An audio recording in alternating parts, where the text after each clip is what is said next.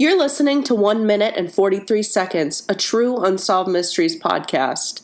Today's episode is one I've been wanting to do for a while. It's been a really intriguing case, and it takes place in Chicago, which is where I'm based.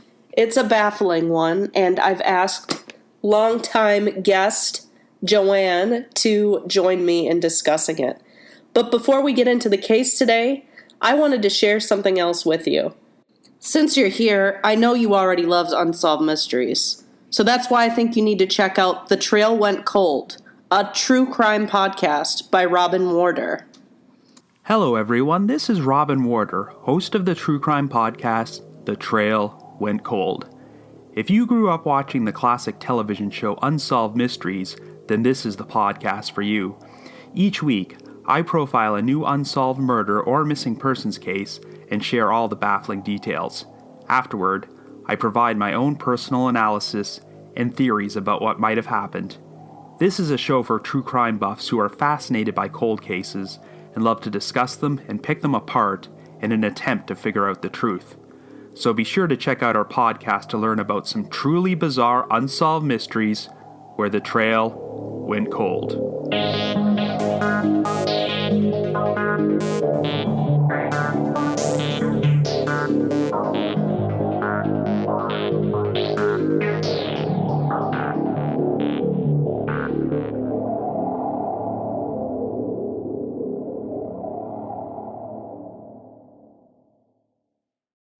Go ahead and subscribe to The Trail Went Cold wherever you get your podcasts. Robin is really good at what he does, so I strongly recommend it. Now let's get into today's episode, episode 56, The Disappearance of Jesse Ross.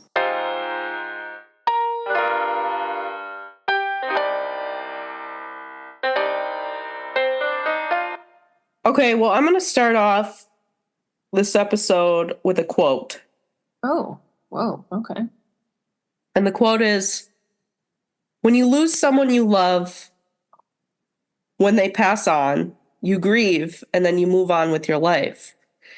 We are nowhere. We are still stuck in that revolving door. We know nothing more than we knew that first day." And that is a quote from Donna Ross, and she is the mother of the person we're talking about today.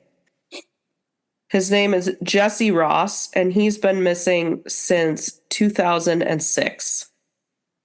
So kind of ironic, we were just talking about how we met in 2007. Yeah. That was 17 years ago. So he's been missing for almost 18 years. Okay. Yeah. Now this is Jesse. Do you see him? I do. Mm-hmm. Okay. So, as I mentioned to you previously, Jesse went missing from Chicago, but he actually wasn't from Chicago. He is from Missouri. Let's start with a little bit about him. He was born February 18th, 1987. At the time of his disappearance, he was a sophomore at the University of Missouri, Kansas City. And he was 19 years old. So growing up, he was very into sports. He was into a lot of different clubs and things in high school, and the same went for college. And one of the clubs that he was a part of was the Model UN Club. I don't know if you've ever heard of something like that. Yeah. So basically, he goes missing in Chicago for a mock UN convention thing. Oh. So he had attended this previously when he was a freshman. And then so this time when he was a sophomore in 2006, this was his second time doing this in Chicago. Some other facts about him. So he was one of two boys to his parents, Donald and Donna. Grew up in Kansas, like I said, active in high school, active in clubs and things like that. He was a DJ, and he actually got a job on campus. At first, he was an unpaid intern, but he was on like a radio show. He was like he had like a segment. Ironically, so he was on a show called Shorty and the Boys. And he did a segment first, and then they called him, I'm sorry, I'm all over the place. They nicknamed him, his on-air personality, Opie Cunningham, because of his red hair. It was like a reference to a character from the Andy Griffith show, but it has to do with his red hair and freckles. Anyway, so ironically, he had a segment on this radio show called Where's Opie, where he would travel to different places in Kansas City, and then listeners would have to call in and guess where he is. I mean, Very interesting and also kind of ironic. yes, given what we know now that he's missing. Yeah. So anyway, that's a little bit of background. He arrives in Chicago on November 18th, 2006. And I think this was like I think there was one chaperone from his school. His name was Derek Moorhead, I believe. And they traveled in vans, I think, to Chicago because they couldn't afford to fly. But anyway, so this was going to be a 4-day Model United Nations event. Okay. So basically, he gets to Chicago, and then it's a bunch of like committee meetings, speeches, that sort of thing. And then when they had free time, they would go sightseeing. There were about 1,200 students at this thing from all over the country, different schools. And it took place at the Sheraton Hotel in downtown Chicago. I'm really familiar with that. You know where that is? I know exactly where that's at. Yeah. Yeah, so for the listeners, it's on North Water Street. It's right along the river in downtown Chicago, like a block east of Michigan Avenue or so, a couple blocks. So, yeah, there were a lot of kids at this thing. Now, alcohol was not permitted, but what happens when alcohol is not permitted and you have 1,400 students in attendance at a event? They permit themselves. They permit themselves, they have hotel parties, etc. So Jesse was seen to be at some of these parties.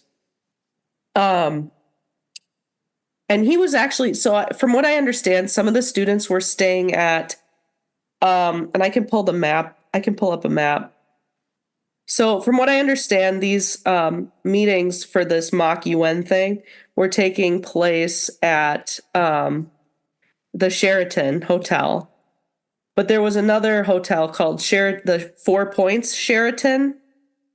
And that was a little further away from the river, but like a couple blocks away or something like that.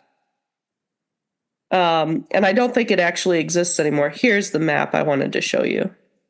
So basically, you see, this is where, from what I'm understanding by my research, and I should have said this at the beginning, by the way, I have a cold. So that's why I sound like this to anyone listening. Anyway, the Sheraton Grand Chicago, here right on the river, from what I understand is where these meetings took place. And then it was about a 15-minute walk back to the hotel they were staying at, which is a little west of Michigan Avenue, a little bit north, about a half mile northwest of where the convention was taking place.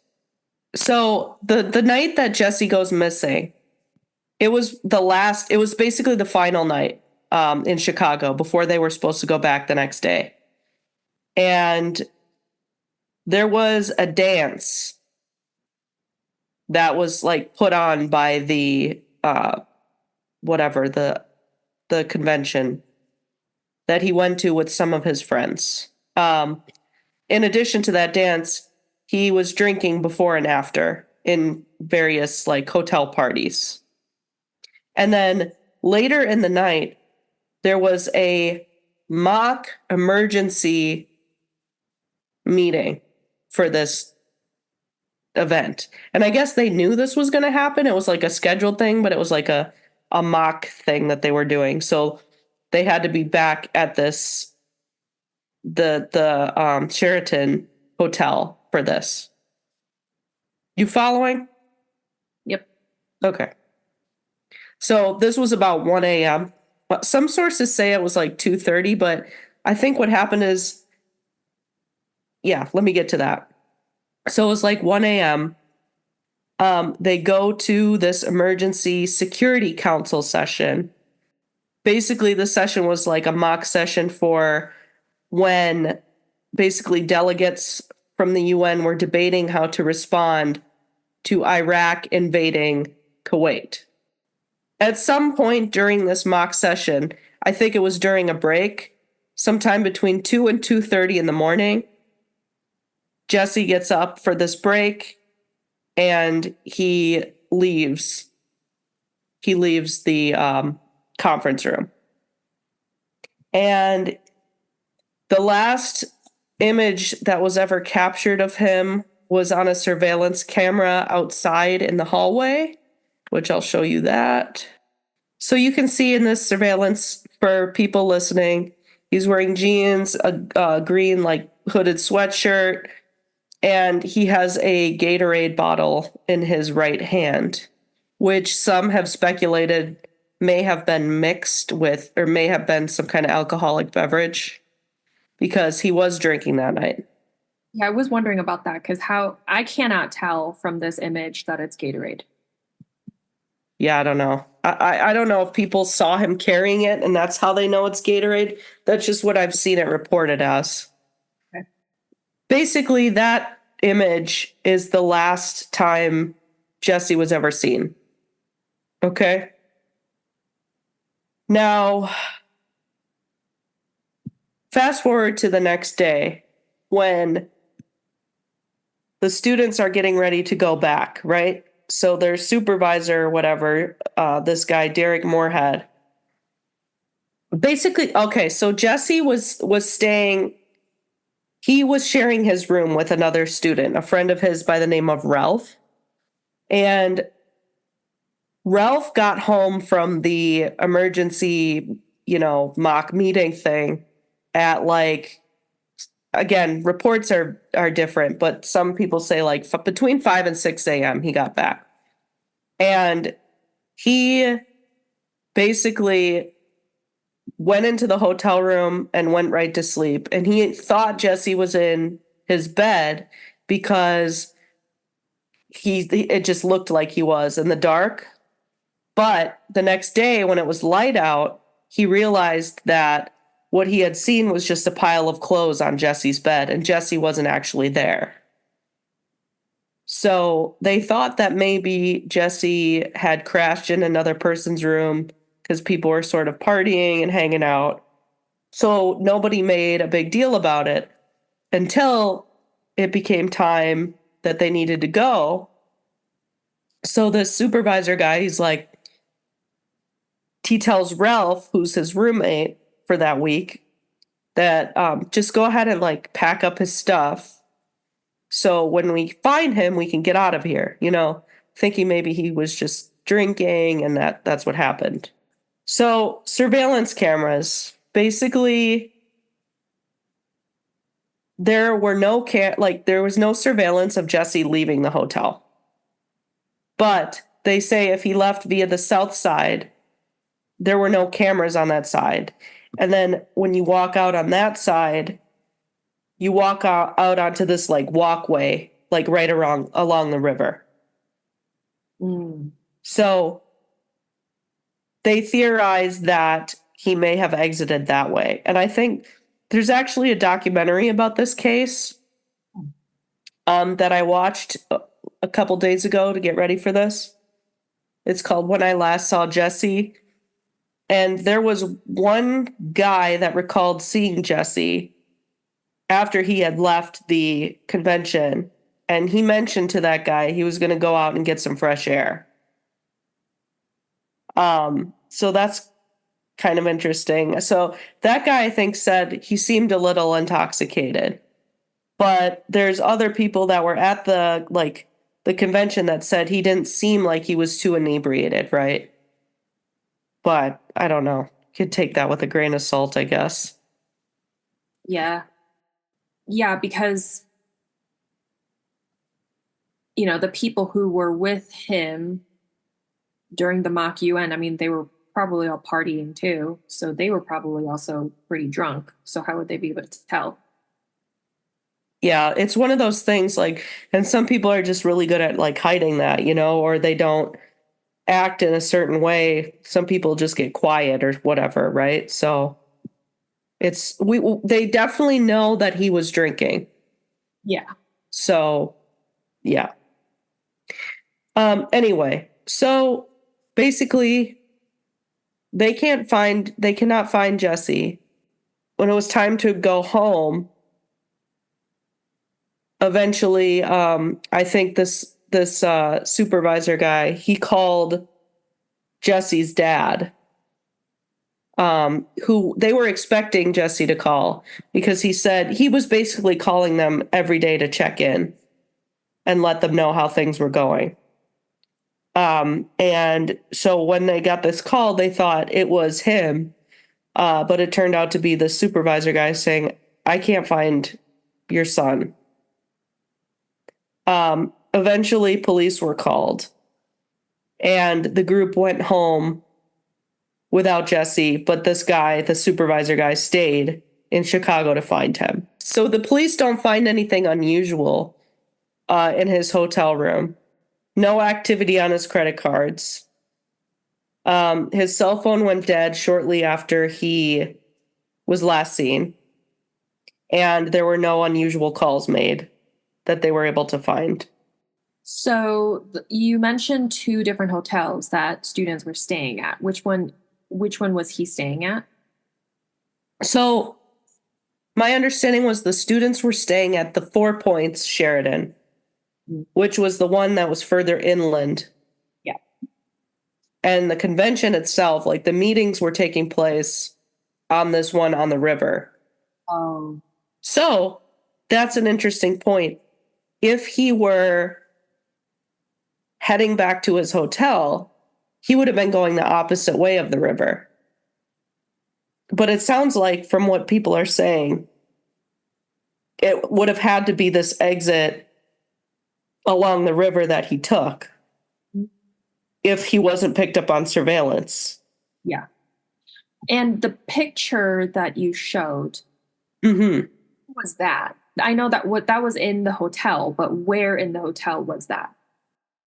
Like, what I'm trying to get at is that the way that people normally would have walked to get to the south entrance?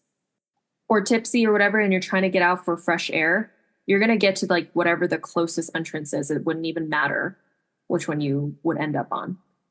Okay, friends, it's Megan here interrupting my conversation with Joanne to say I screwed up.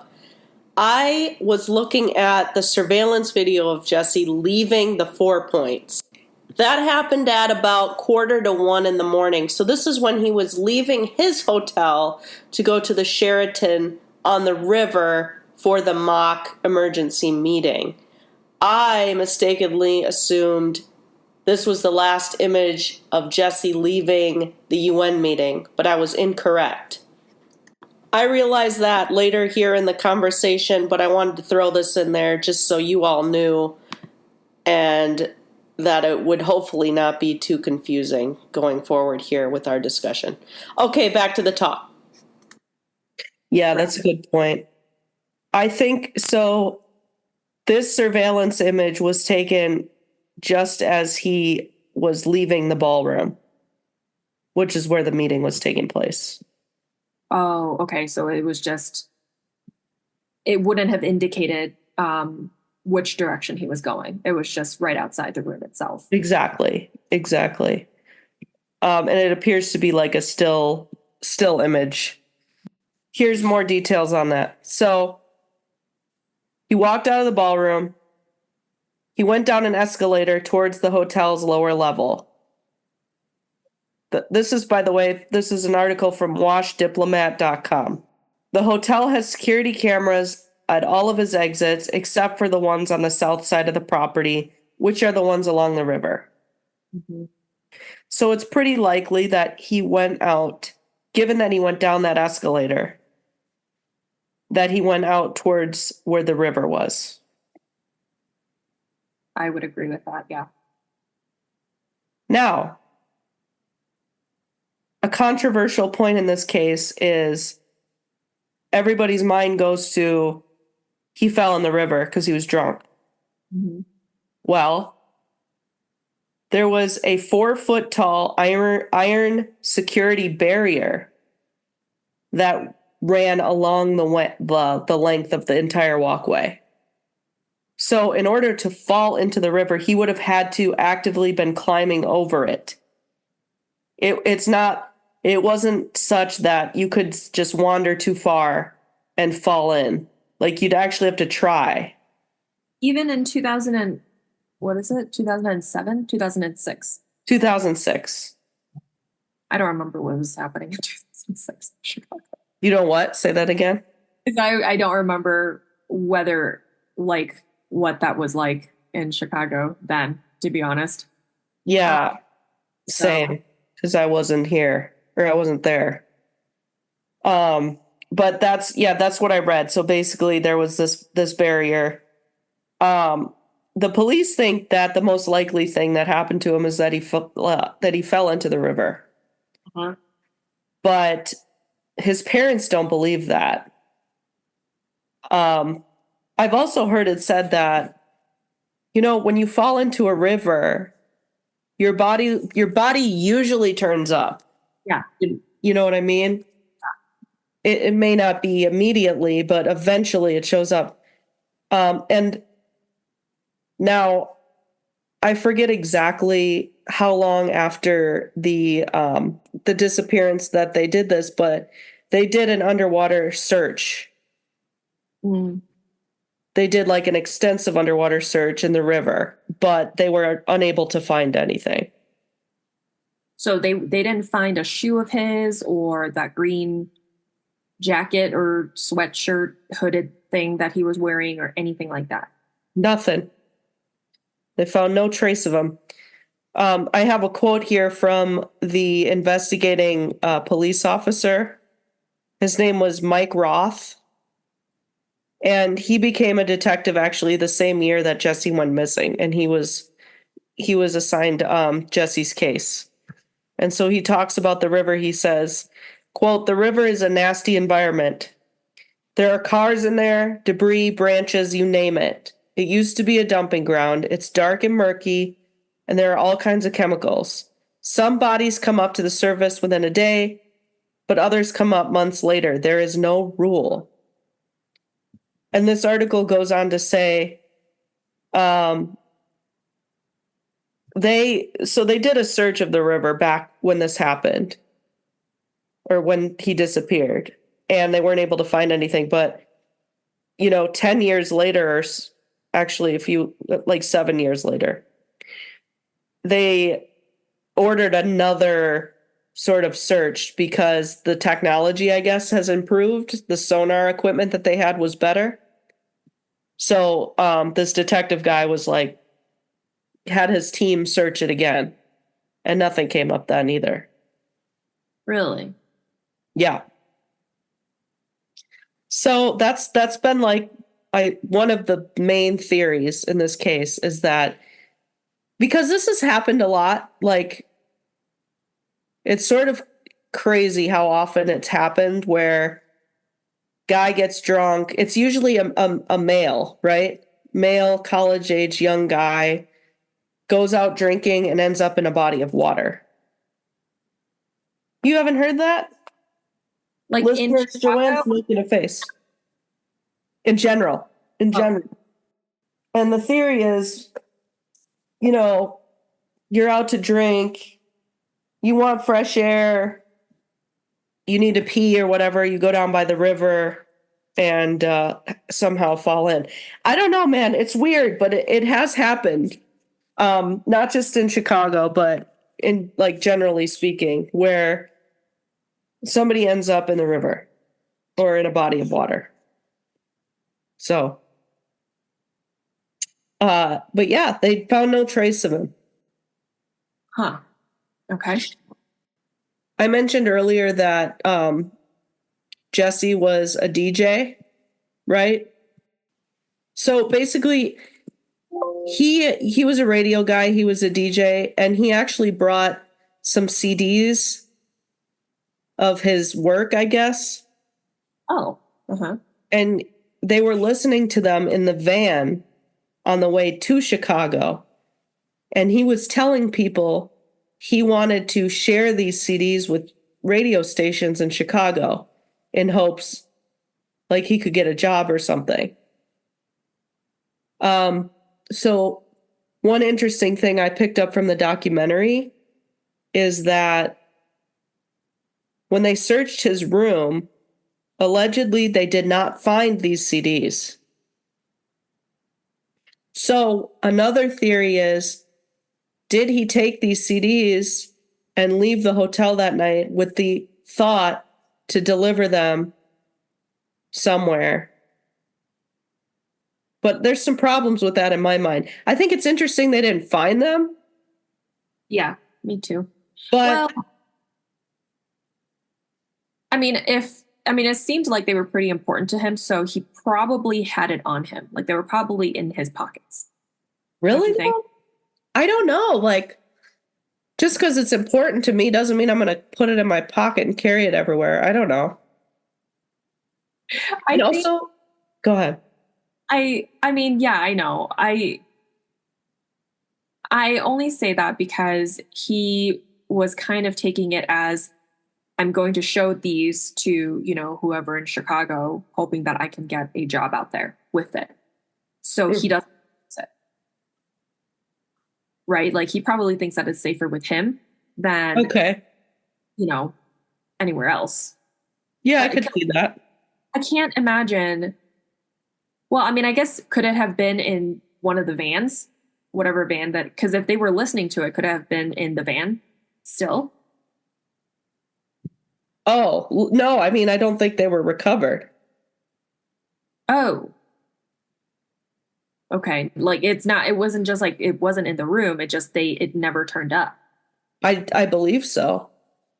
And that I think that's what people like that what leads them to think about this theory that maybe he was hoping he could like share these CDs with people. But like at 2:30 in the morning, I mean, it doesn't seem logical to me, but then again, if he's drinking, Yeah, exactly. I don't know. But then what happens to him beyond that? That's what's weird. If he didn't turn up in the river, Some people then think maybe he was in Lake Michigan or he got taken out to Lake Michigan. But I don't know, they studied like the flow of the river and like the locks. There's literally like locks Mhm. or something. I don't understand it well enough. I should. Am I terrible? Am I a horrible podcast host? I don't think that you need to like understand all of it, like the science. Well, yeah. Basically, his parents don't believe that he ended up in the river. Okay. And I do find it curious that if there's this barrier in between, because another theory is he ended his life. I mean, that's always a theory in these cases, but It would have still shown up. yeah, exactly. It's very difficult to end your life, right? And then completely make yourself disappear at the same time. Right. And it's important to note, like, if he was going to go back to his hotel at that time, he wouldn't have had to cross the river at all. Like I said, he'd be going northwest. So there'd be no need for him to go towards the river. Now, it's pretty clear he exited that way, but that's not the way you go to get back to your hotel. And for what really gets me is that he said he passed some guy he allegedly said he was just going to get fresh air. So what happened? Another theory is that, and this I don't know how it would have happened, but like, did he end up on Lower Wacker? You know, it gets sketchy down there. Yeah, You know Lower Wacker? I do. You want to explain to the listeners what Lower Wacker is?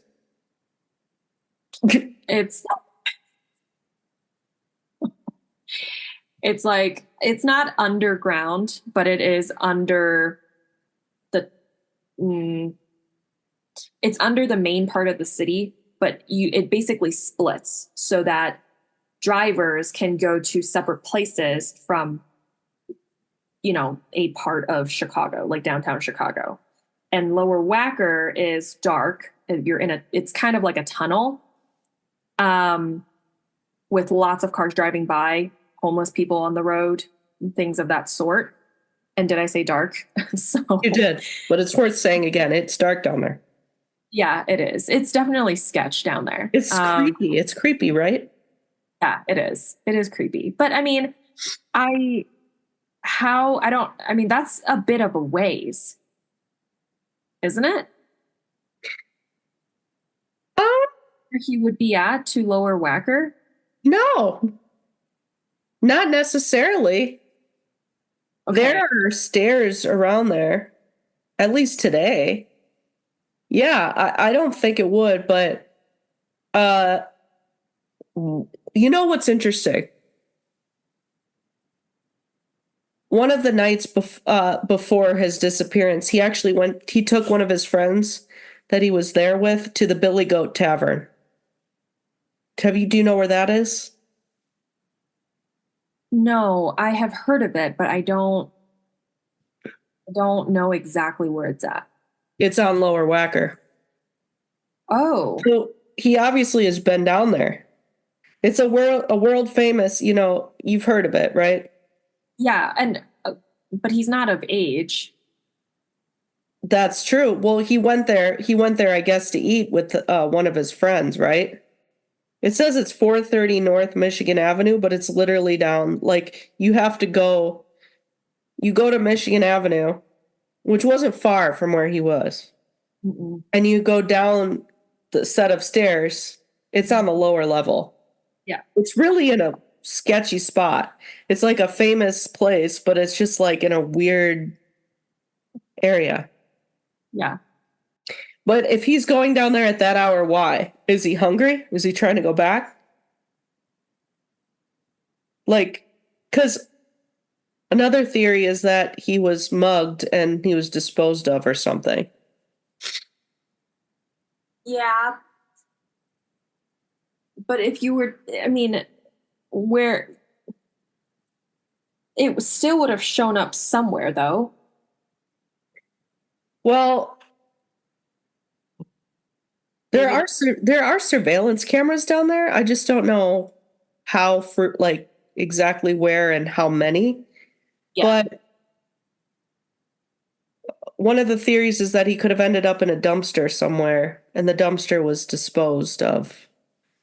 In fact, this guy, Derek Moorhead, that was the chaperone or whatever, he spent the day, he was looking all over the place for Jesse. And he was looking in dumpsters and all that sort of thing, and he didn't find anything. Right. It's literally like he just left this hotel and vanished into thin air. And I know that sounds cheesy to say, but honestly, there's just no trace of him. Right. So that is what it sounds like. another thing that kind of goes against maybe of the whole, like, did he want to end his life thing? The radio show that I mentioned earlier that he was working for as an unpaid intern, he had just received a promotion to be a paid intern. Oh. For that same morning show that he was on. And he was due to start that because this happened. He disappeared in November. He was due to start that in 2007. So in a few short months. Right. Yeah. I don't know. Like, to me, the percentage of him committing suicide seems kind of low, just because I think that if that were the case, his body would have shown up. Mm-hmm. I agree. So to me, that doesn't seem likely. Yeah, I agree.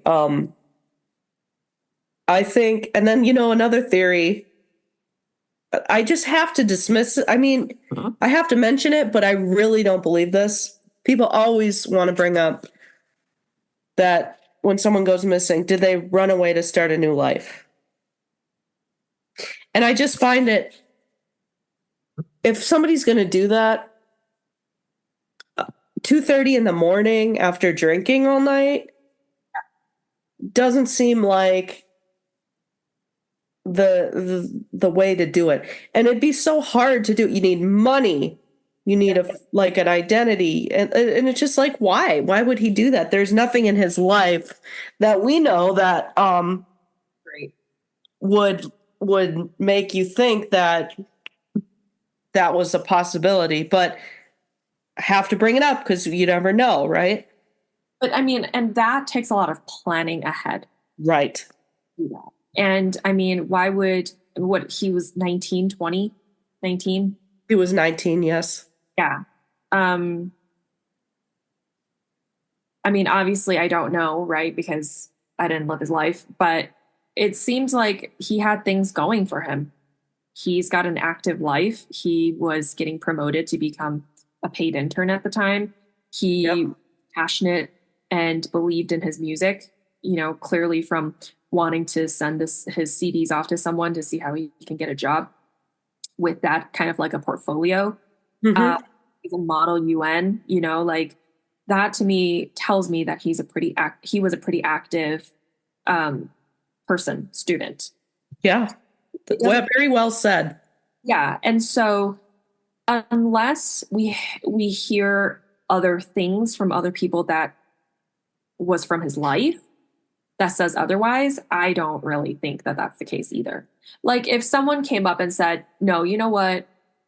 He told me and various other people that he was very unhappy with his life.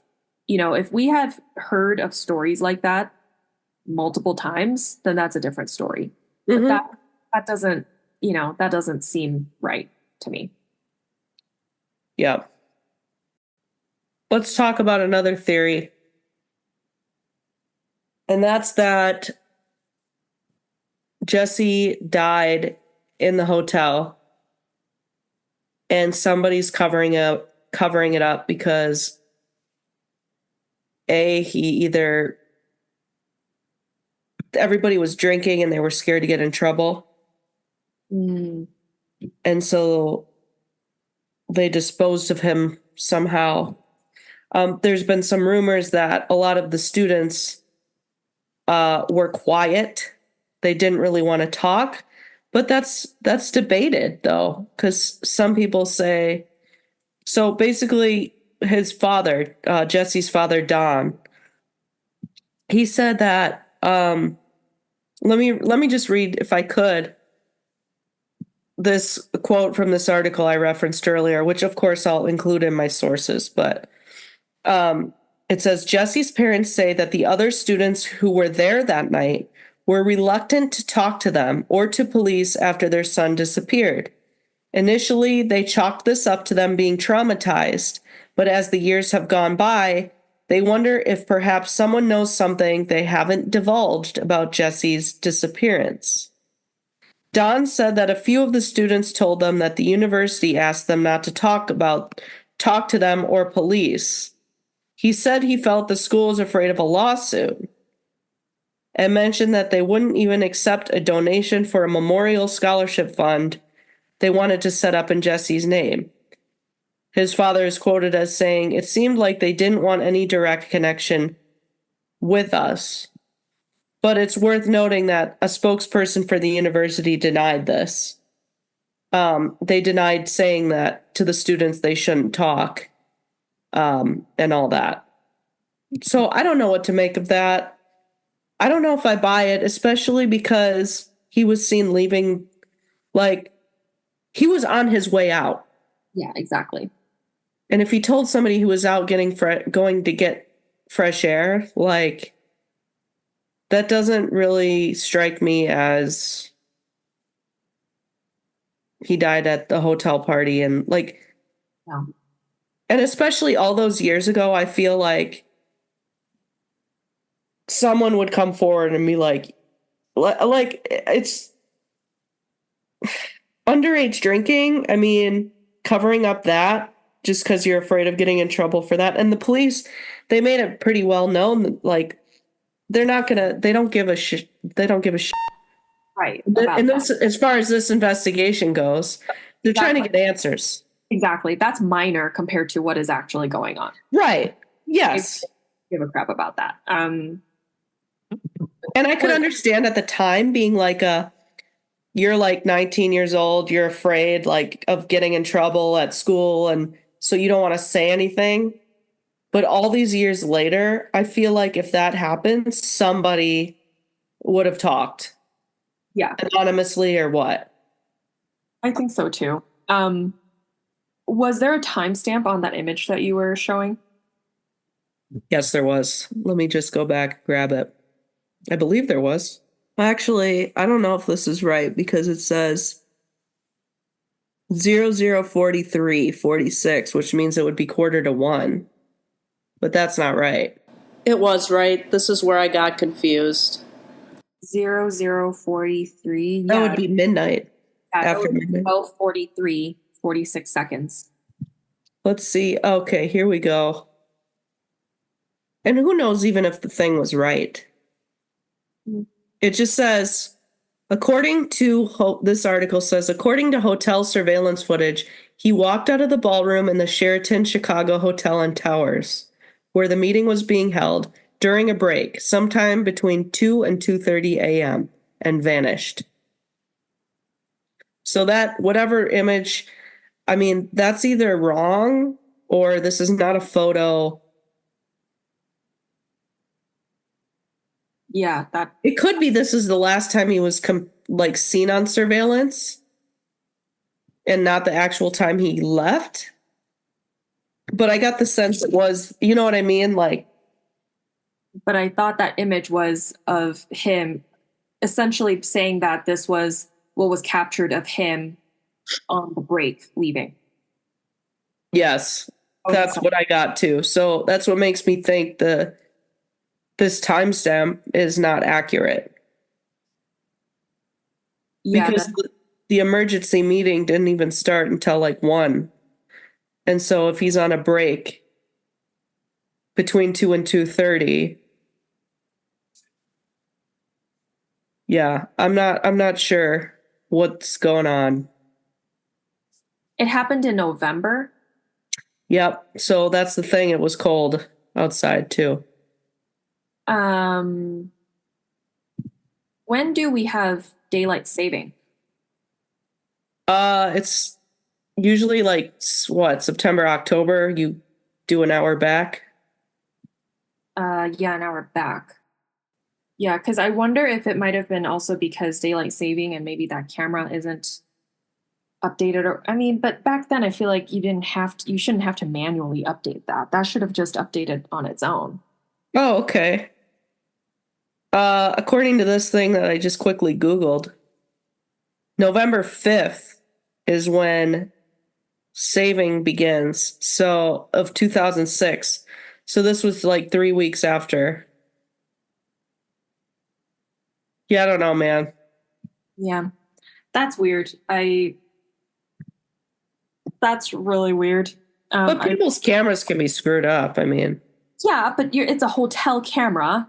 Like, it's not like just some residence camera. It's not just some yeah. Like a hotel camera. You have to kind of keep that updated. But I at think least the damn thing was working. Half the time in these cases, I feel like, oh, the camera wasn't working. You know what I mean? yeah. Yeah, I mean, I think that's still weird. I definitely think that's still weird. But I mean, regardless, I was going to say that, we have an image of him leaving the hotel during that break, but now I can't say that because the time isn't even right. So, Okay, check this out though. So this is one of my favorite websites, the Charlie Project, which documents missing persons cases from around the country. This says surveillance cameras at the hotel showed Ross walking out of the building. He did not appear to be intoxicated at the time. This is important to note too. The walk from that hotel to the one he was staying was only 10 minutes, well lit and monitored by cameras, but none of the cameras recorded Ross. how is that possible? It's possible because that tells me he didn't go towards his hotel. And that lines up with what he was telling the guy he passed by, that he was going out for some fresh air. Right. He exited on the south side of the building on the walkway to where the river was. It just tells me that he didn't walk towards his hotel. Yeah. Yeah. You know, the more I think about it, like maybe he went walking along that river walk. And maybe at that exact area, it wasn't easy because there was that barrier. But did he find a spot where it was like there was less of a barrier, is what I'm getting at. I was also wondering that too, because I don't think that all along the river, I mean, yes, for the most part, it's pretty safe, right? Because the public is always out there, people are always walking around out there. So yes, they would have a barrier, but there's always that one spot or two that isn't exactly, as safe, I think. But the image that comes to my mind right now, I don't think matches up where that would have happened. Like, I don't really know exactly where that would have happened. Like for him to fall in or whatever. Yeah. So this is not going to be 2006, but let's see if we can get a picture of, yeah, so here we go. So yeah, actually that is exactly where I'm thinking it would be. So yeah, you can't just really trip and fall here. You would have to like physically try to get into the river at that area, right? But I still have a hard time with this whole river thing because he wasn't found. If that were to happen, his body would have been found at some point. You would think so, but I mean, after no, maybe not. Maybe. I mean, did he decide like he wanted some fresh air? It's not that far from the lake. But then again, bodies that end up in the lake, they're typically found as well. But it's very baffling. yes, it is. It doesn't make any sense that. I've walked along here before. Oh yeah, me too. And obviously, yeah, not in 2006, so I don't know. But yeah, it just seems to me, like you said, like, especially with the extensive searching they did, that they would find something. So if it's not the river, what happened then? Immediately, go. I don't know. Kidnapped. That is abduction. Yeah. That is brought up, but the majority of missing people that are abducted tend to be women. Doesn't mean you can't be taken advantage of as a man, but they're not the typical, oh God, it's the boat cruise. Yeah, see, there it is right there, the walkway right there. See, look at this. Right here is right up along the river. Oh no, but this is across this is across. This is the hotel across the river here. Yeah. And he would have had to. I wonder where the surveillance cameras would have been. He didn't walk to his hotel. I'm going to go out on a limb and say that. Right. So that would mean he would have to have ended up further along the river or under on Lower Wacker. If he were to end up on Lower Wacker, something nefarious could have happened to him.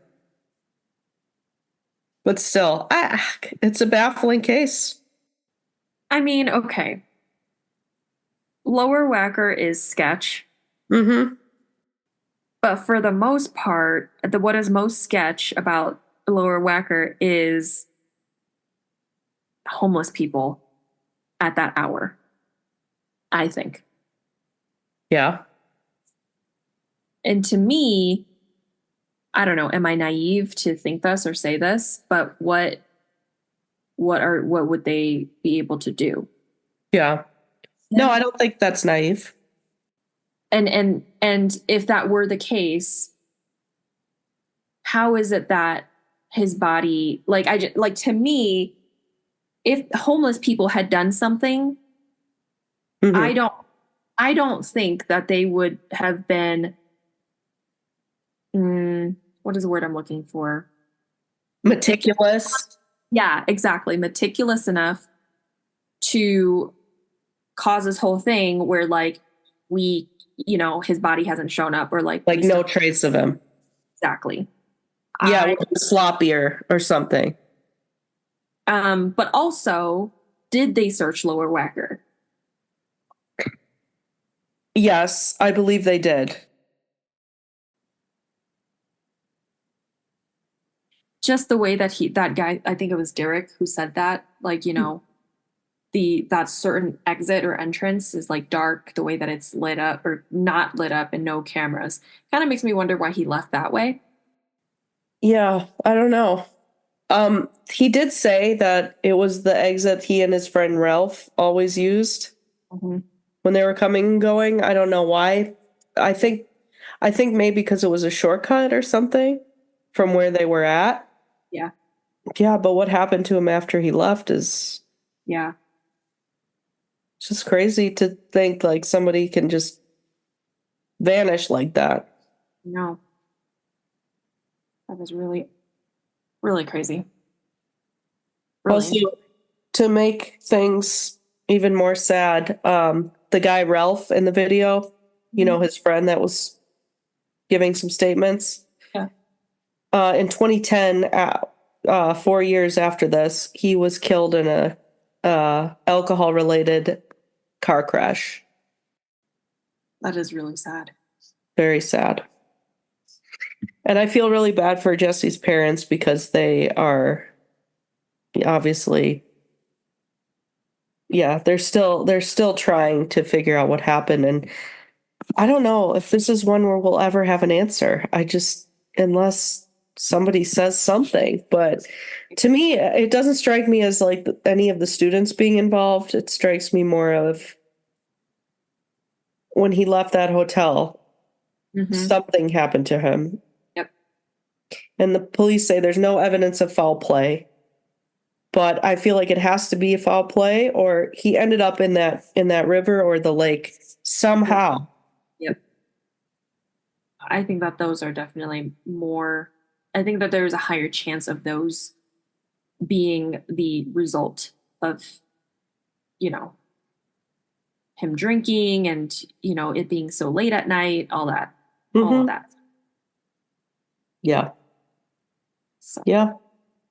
So that's the case of Jesse Ross, Joanne. Thank you for sharing. I really feel bad for his parents for sure. That's really sad to not know what happened and, still not knowing. Yep. So if Jesse were to be alive today, he'd be 37 years old. He's right around our age. Yeah, he was born in 1987, so not too far off. Thanks. Thank you for doing this with me. Of course. You're always a wonderful guest, Joanne. Thank you. At the time of his disappearance in 2006, Jesse Ross was 19 years old. He was 5 feet 10 inches tall and weighed approximately 140 pounds. He's a Caucasian male with red hair, freckles, and blue eyes. He also wore eyeglasses. He was last seen wearing a white t-shirt, a green warm-up jacket, blue jeans, and black sneakers. If you have any information about the disappearance of Jesse Ross, you're asked to contact the Chicago Police Department at 312-744-8266. To help support the Ross family in their search for Jesse, please visit findjesseross.com. That's find, JESSEROSS.com. And for photos associated with this case, please visit our Instagram page at 143mysteries. Thank you for listening, and we'll see you next time.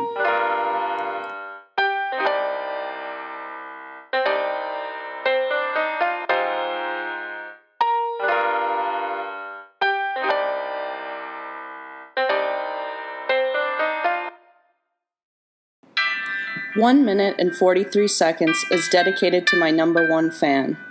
Thanks, Dad. I love you, and I miss you.